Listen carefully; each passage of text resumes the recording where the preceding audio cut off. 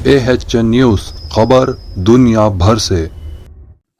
तेलंगाना के इन असेंबली हलकों में पोलिंग 1 घंटा पहले ख़त्म हो जाएगी। तेलंगाना असेंबली इलेक्शंस की पेश नज़र मरकज़ी इलेक्शन कमीशन ने ऐलान किया है कि हसास हलकों में पोलिंग 1 घंटा कबल ख़त्म हो जाएगी। इलेक्शन कमीशन ने इस सिलसिले में एक नोटिफिकेशन जारी कर दिया है। सुबह 7 बजे से शाम 4 बजे तक श्रीपुर, चिन्नूर, बेलमपल्ली, मंचिर्याल, आसफाबाद, मंथनी, भूपालापल्ली, मुलुगु, पेन्नापाका, कोत्तागुड़म, अश्वारावपेट और भद्राचलम में पोलिंग होगी। बाकी 106 हलकों में सुबह 7 बजे से शाम 5 बजे तक पोलिंग होगी। Bureau report, AHN news.